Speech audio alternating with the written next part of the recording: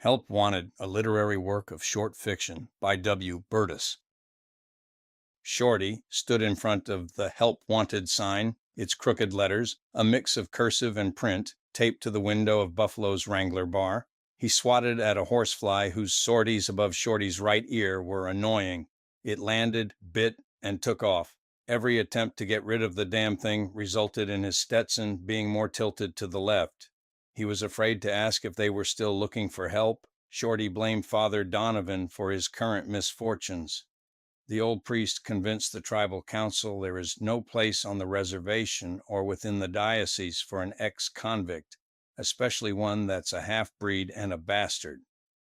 A representative of the council informed Shorty in person and in writing that he, Dishta, abbreviation for Díshtawuushua, aka Shorty, although not banned from the reservation, could not reside, share, or cohabit within its boundaries. First, Shorty went to Sheridan and the office of the newly appointed district prison rehabilitation officer. The officer stared at Shorty over thick-lensed, heavy black-framed eyeglasses. He continuously scraped his fingernail along the top of a creamy-pointed pustule at the tip of his bulbous nose. That's a mighty fine-looking belt. Did you learn leather tooling in the pen? Yes, sir. Hand over the belt and I'll move you up the list. How about I give you a wallet? Before Shorty was able to take the wallet from the inside pocket of his jacket, the officer slapped 3 wallets onto the desktop. I got too goddamn many billfolds. I need a goddamn belt. Shorty tried every Help Wanted sign in Sheridan. They'd shake their head and nod, followed by, "We just hired someone. You should have come by yesterday. If you had only been an hour earlier. The new guy's going to start Monday." Why, you still got a Help Wanted in the window. Thanks for bringing it to my attention. I'll take it down. They did not. Shorty took a step to the left of the Wrangler's Help Wanted sign. He studied his reflection. He smiled, then frowned, adjusted his Stetson, and rehearsed. Howdy. Noticed the sign outside. You still looking for help? You still needin' help? The bartender continued to wipe the bar's countertop. The customers, a large, gap-toothed woman wearing excessive makeup, stood in front of the jukebox. The other, a tall, thin man with oily brown hair combed into a duck's tail, played the pinball machine, shifting his weight and thrusting his hips against one side of the machine's center knobs, then the other. He wore a stained white short-sleeved shirt with a turned-up collar and rolled-up shirt sleeves. Mr. Olson's office is at the end of the bar. First door on the left. Shorty told Mr. Olson he could start whenever he wanted him to. This evening, 4 p.m. Shorty retrieved the hemp suitcase held together with clothesline rope from under the swinging bridge. The bridge's cables were spotted with rust. The path leading to and from the bridge was heavily littered, mostly crumpled cigarette packs and cigarette butts, beer bottles and cans.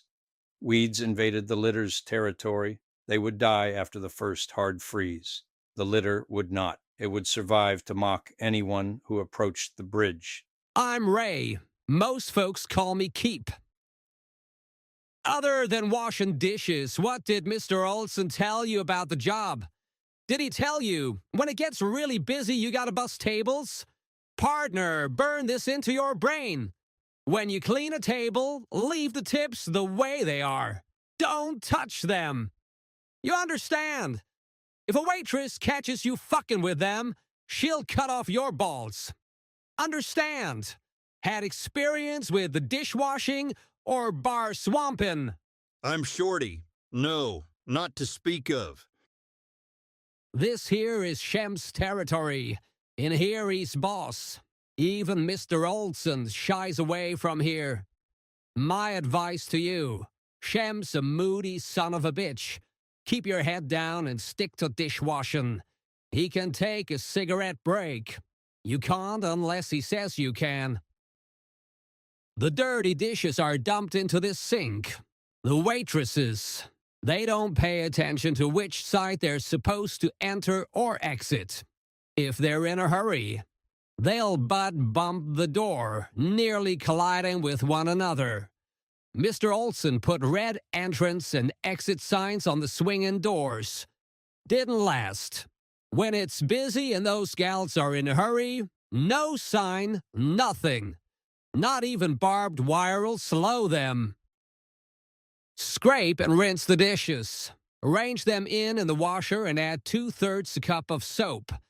When you no longer hear it running, press your knee against this lever. Wait a minute before opening it. Careful, the dishes are scalding hot and the washer's full of steam. Sort and stack clean dishes over there.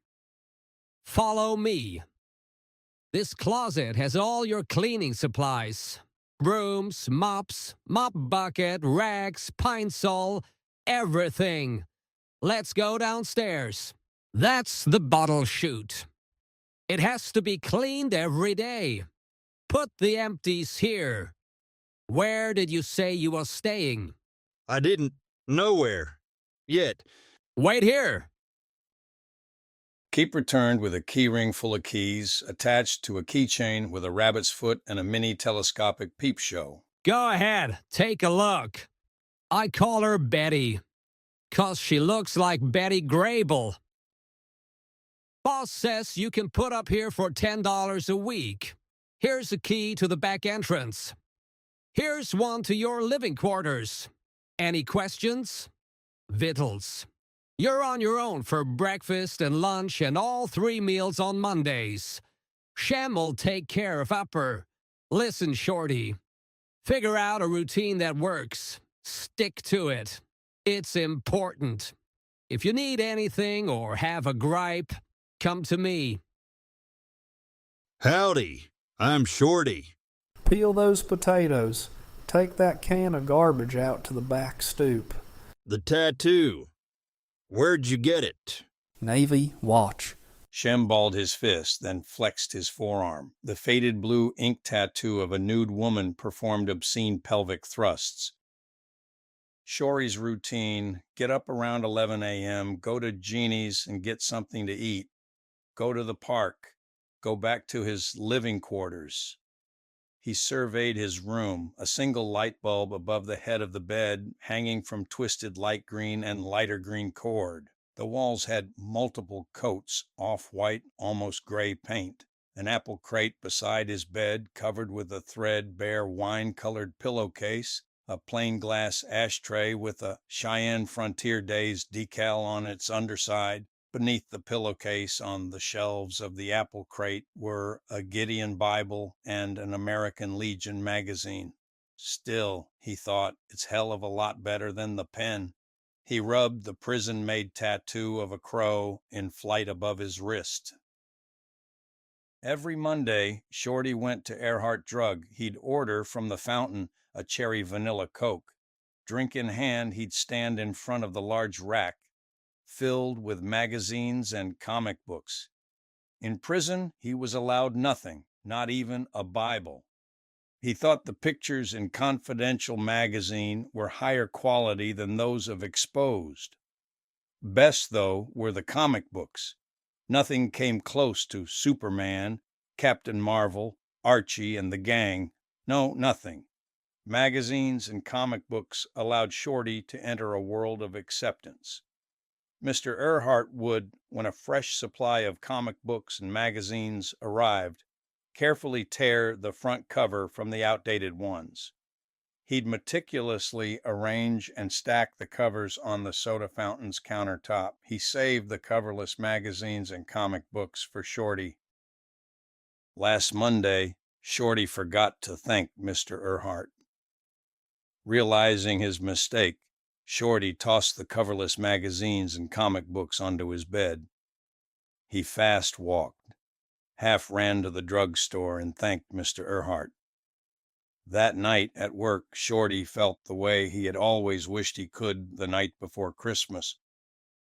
With a sense of exhilaration, Shorty arranged the magazines and comic books on the shelves of the bedside apple crate. He selected from the top shelf Confidential, featuring pictures of Doris Day, Rock Hudson, James Dean, and Marilyn Monroe.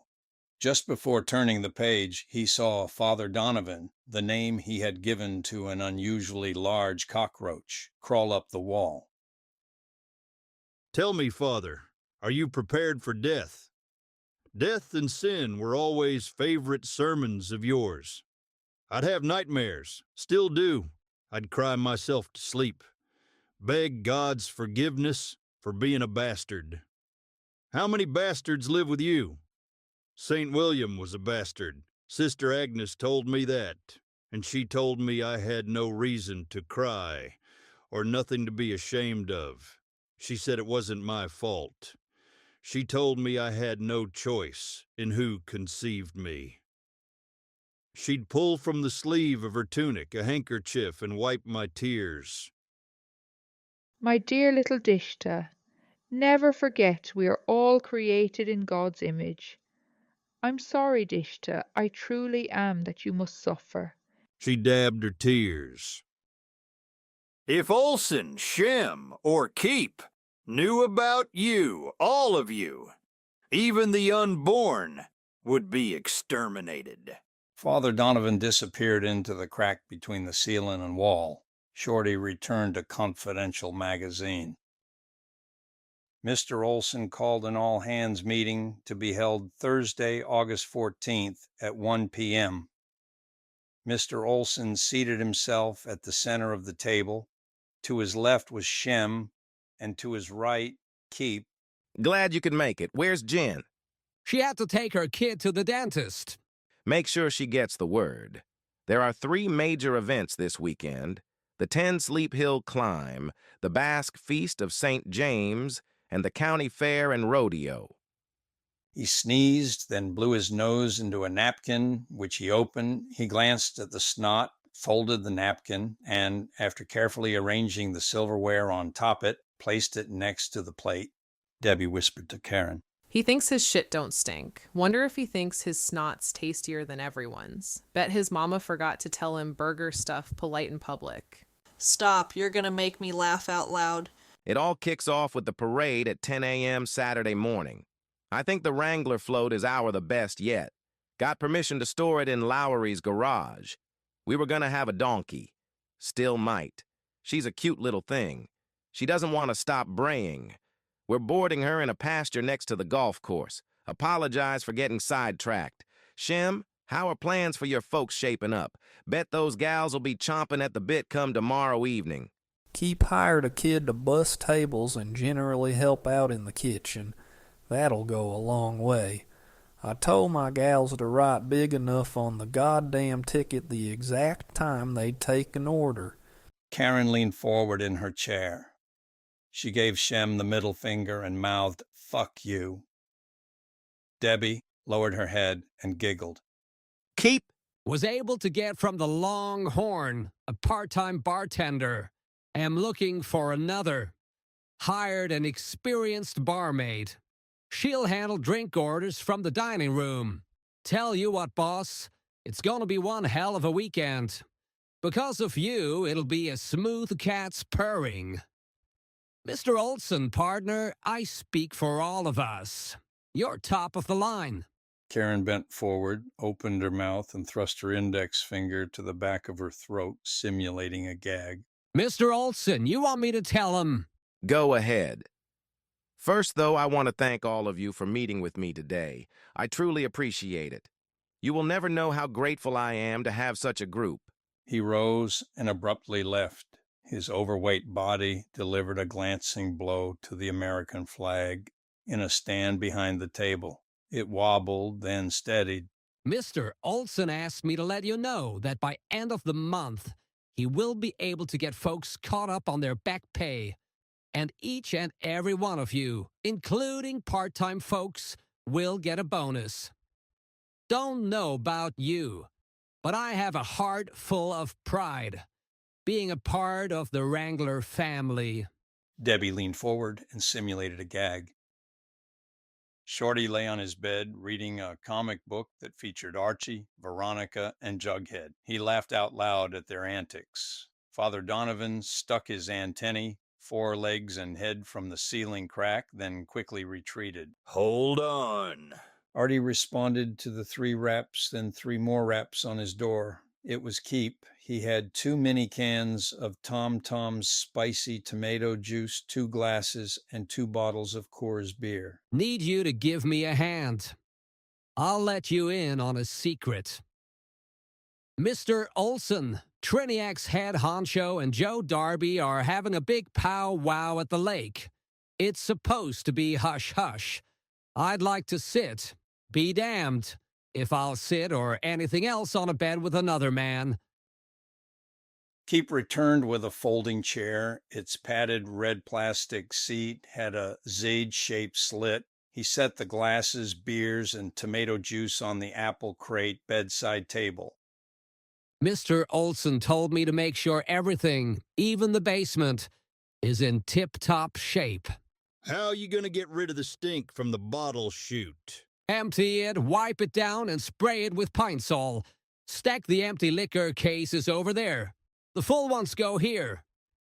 Do the same with beer cases along that wall. Then sweep and swap the deck. Come upstairs when you are done. What can I get you? It's on the house. Whiskey. We'll do the floors on the dining room side first, then the bar side. Mr. Olson said I can pay you out of the register for the extra work. Keep and Shorty moved the tables from one side of the dining room to the other, stacking them top to top. They did the same with the chairs. Keep swept. Shorty followed behind and mopped. They repeated this on the bar side. Keep lifted a couple of stools from on top the bar. Then, from a cabinet beneath the bar, he pulled a 5th of house whiskey. He filled each with a tumbler full. Damn, I already feel like I've been rode hard and put up wet. Keep reached behind the cash register and brought out 2 dark green canvas bags, each stenciled with bold white block letters, First Rancher Bank and Trust. He placed checks and large bills into one of them. Take down the tables and chairs. Fix things the way they was, 'fore we waxed and buffed. Help should be getting here momentarily. Buzz 'em in. The gals'll set up the tables in the dining area. Damn near forgot. In the broom closet, there's a box of cornstarch. Sprinkle a little on the dance floor. Not too much. Keep left the bottle of whiskey on top the bar. He never cared much about inventory. Shorty hid the bottle of whiskey outside the kitchen underneath its back stoop. Shim closed the kitchen no later than 10 p.m. and, if possible, earlier. A table of 7 remained in the dining room. All but one had finished eating. That person would swirl the wine in his glass, take a sip, talk, cut a piece from his steak, hold the impaled steak tines down on the fork, talk, swirl wine, sip wine, talk, put the forked steak into his mouth, chew. Debbie, isn't it? Honey, you're the best I've ever had. I mean server. I'm Big Harold. Big Harold flirted. The others reordered mixed drinks. The couple across the table from Big Harold ordered for him a 7 and 7. They knew as long as there were drinks in front of them from the bar, their table was sacrosanct. Darling Debbie, I spilled wine on my pants, right here on the zipper. Put cold water on it. Damn, honey, drop the napkin and fork. I got a glass full of ice water. I'll bring you a clean set. Don't bother, Debbie Delicious. I'm done with my meat. Debbie bent to retrieve the napkin and fork. Big Harold slid his hand up under the front of her uniform. She recoiled. He slid his hand along the outside of her uniform, cupping her breast and pinching her nipple. Debbie didn't butt-bump the swinging door to the kitchen. She gave it a full kick with such force when it hit the dirty dish sink. The sound reverberated over the band's music across the dining room to the bar. I need a break.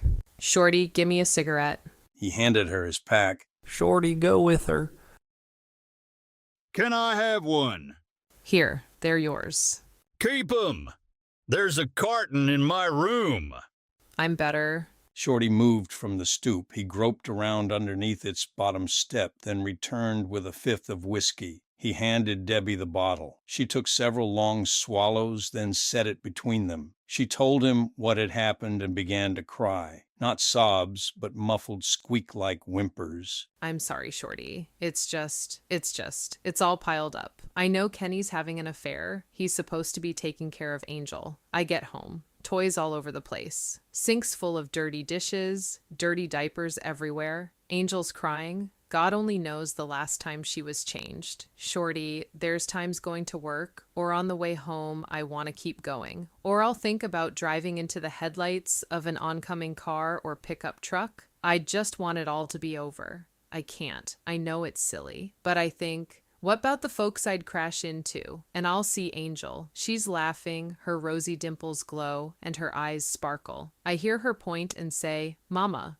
Mama. I shake it off. Go to the bathroom and wash my face with cold water. I tell myself over and over, I'm making money. You should leave. I can't. Don't have any place to go. I'd be too much burden on my family. My folks are poor, dirt poor. Mom and Daddy are in bad health. Lately, there are times when they've had to choose between eating and paying for their medicine. Debbie lit another cigarette. At first, it was great. Kenny and Debbie, most popular cheerleader and star quarterback, senior class prom king and queen, voted most likely to succeed. It was like a movie, a dream, till Kenny got me pregnant with Angel. All I can say is thank God it was the last 6 weeks of school. I hadn't started to show. I was able to march, graduate with the rest of the class. She took from the crevice at the top of her uniform a handkerchief. She dabbed her tears and blew her nose. Kenny's daddy offered to pay for an abortion. He even made an appointment with a friend of his in Sheridan, a woman's doctor. I couldn't do it. I couldn't. I felt Angel alive inside me. Kenny's daddy, he took out his checkbook. It's blank, honey. Fill it in. I'll throw in a one-way ticket. All you gotta do is make sure no one ever knows Kenny's the father. It was Kenny's idea to run off to Nevada and get quick married. Reckon we better head back. Shorty grasped Debbie's upper arm. I spent time in Rawlings, in the pen. I have connections inside and out. My cellmate was an enforcer. He can get a hold of his contacts that are nearby. I'd join 'em, just to make sure they didn't overdo it with Kenny. Debbie patted Shorty on the shoulder, then kissed him on the cheek. Keep just told me Mr. Olson called and wants to bring over a group of folks from Triniac. I'd be much obliged if you and Shorty would stay on. Karen can't. One of her kids is sick. I better call Kenny and let him know I'm gonna be late. She slammed the phone onto its receiver. Her face reddened. She wiped her tears.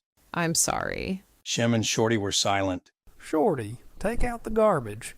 Before returning to the kitchen, Shorty entered the rear entrance to the basement. He took from separate cases along the east wall 2/5 of house whiskey.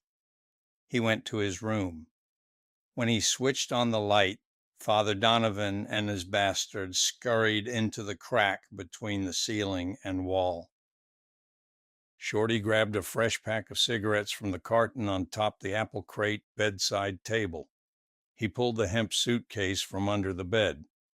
Next, from the suitcase's false bottom, he hurriedly retrieved several banded rolls of money. He stuffed, all but a few, into 4 socks. He hid the whiskey and socks beneath the bottom step of the kitchen stoop. Keep told me it's a party of 12 or 14. No having to mess with ordering from the menu. T-bone steaks, ribeye steak, filet mignon, baked potato, steak fries or mashed potato, and tossed green salad. Dessert for them that want it, vanilla ice cream with creme de mint topping.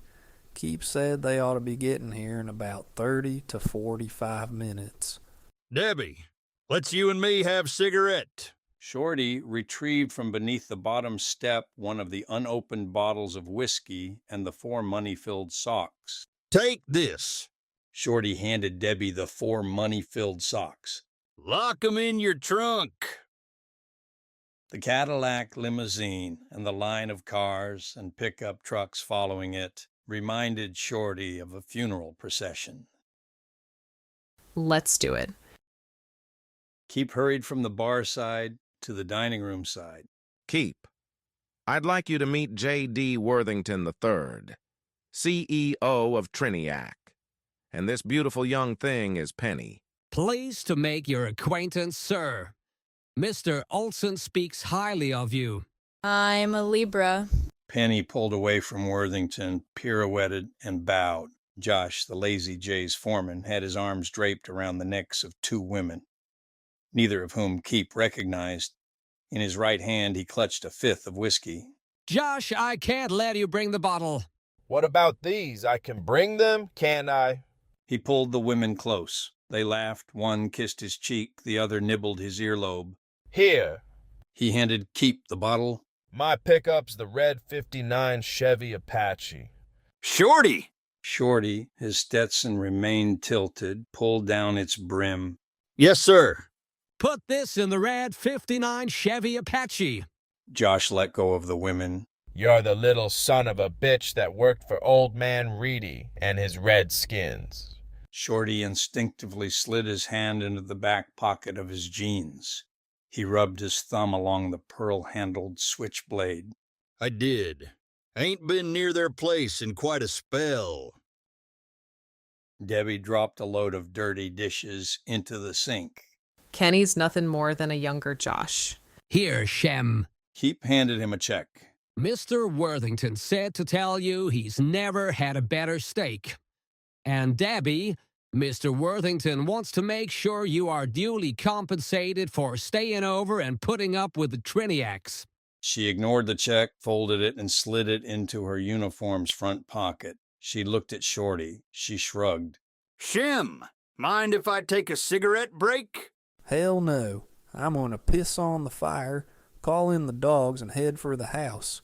Make sure you pull the garbage out to the stoop, sweep, and mop. The muffled nasal twang of Hank Williams' "Your Cheatin' Heart" swept through the kitchen and, like the night's cooling breeze, caressed Debbie and Shorty. Keep probably has your check from Mr. Worthington and just forgot to give it to you. Don't matter. You said Kenny entered in some of the rodeo's events, right? He's bound to feel obliged to participate in the parade. It's gonna be close to sun up time you get home. Tell him you gotta get some shut-eye. Take the socks out of the trunk. Put them in an empty bread wrapper. Hide them inside the toilet's filling tank. Soon as you get home, take 2 of these. Shorty handed her several packets of foil-wrapped pills. What are they? I don't know, Shorty. They're legal and safe. Safer than the pill inside a Benzedrine inhaler. It's a Benny. These are theophylline. They'll help you stay alert and on top of things, without messing with your head. The Triniac group were as loud leaving as when they arrived. Josh, the foreman from the Lazy J, sat alone at a table beside the dance floor. He wet his finger and snuffed the centerpiece's candle. Shorty and Debbie welcomed the Wrangler's dim light and silence. Keep came into the dining room. Debbie, you may as well head out. Mr. Worthington and Mr. Olson told me to again thank you. They want you to have this. Keep handed Debbie a $100 bill. Shorty, walk me to the car. Shorty looked at Keep. He indicated it would be okay. Shorty, I want you to have it. She held out the $100 bill. They stood facing one another. She wondered, who is this bow-legged little man who wears his Stetson cocked to one side? She wished she was older or he was younger. Don't need it. You best go. Debbie, please. Send me postcards. Shorty, clear the tables. Sweep and swab. Make sure the dirty ashtrays are replaced with clean ones. Come on, Josh, let's get the goddamn donkey. What did you say Worthington wants to do? The way I understand it, Wrangler's float is last in the parade. After it, there's cars, horses, and tractors. You know, the usual bullshit. He wants to have the donkey follow behind the Wrangler's float, flanked by the gals I brought tonight, waving Triniac's corporate flag and the stars and stripes. Penny's gonna be on the hood of the limo twirling batons. Shorty finished sweeping and mopping. He sat on the stoop, drinking whiskey from the bottle. He waited for the floor to dry and for Keep and Josh to arrive with the donkey. Mr. Olson was right, she brayed almost continuously. They tied her to the railing of the back stoop. They put out a good amount of alfalfa hay for her. Shorty, get her some water. Her braying sounded to Shorty as though she was trying to tell him something. Shorty placed the bucket of water in front of her. He offered her a carrot, which she greedily devoured. She nuzzled him. He stroked her face and hand-combed her mane. Shorty, come here. Shorty kissed the donkey above her nose. You're beautiful. You're wonderful. I don't know who owns you, but I'm envious. Josh here wants to apologize and make things right from when you were with Old Man Reedy. What's your favorite whiskey? Don't know. Guess Ancient Age or Canadian Club. They're both smooth. Keep poured double shots for himself, Josh and Shorty, one shot glass with Ancient Age and another with Canadian Club. When you boys finish those, I'm gonna give you a real treat. He went to a different cabinet. While Keep's back was turned and Shorty was watching Keep, Josh put several drops of chloral hydrate into Shorty's shot glass. Try this. Keep poured himself and each of them a healthy amount of whiskey from a special bottle of 4 Roses. They agreed it was the smoothest. Shorty, his head resting on his folded arms, passed out. Keep, I don't know about you, but just having a donkey being pulled along behind the last float in the parade is kind of a letdown, especially when right behind it is a Cadillac limo and 3 pretty women flag waving and baton twirling. What do you have in mind? Put Shorty on the donkey. I'll give people a hell of a laugh and put 'em in good spirits for the rodeo. We'd both score big with Worthington and Olson. It took a while, but when Josh and Keep were convinced Shorty was securely tied onto the back of the donkey, they loaded them onto the bed of Josh's pickup truck. They unloaded Shorty and the donkey and tied them behind the Wrangler float, just in front of the Cadillac limousine. Penny and the women who had been at the Wrangler the night before laughed. One of them tilted Shorty's Stetson more to the left. Another rolled a red, white, and blue bandana and tied it around his neck.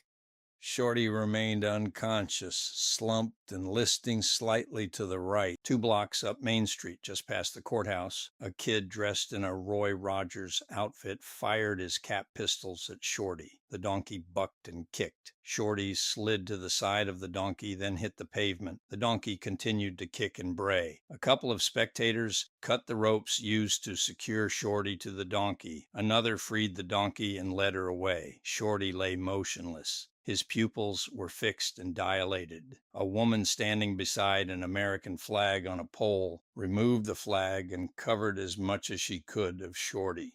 Dishta, come with me. There is someone I want you to meet. Thank you for listening to Help Wanted, a literary work of short fiction by W. Burtis.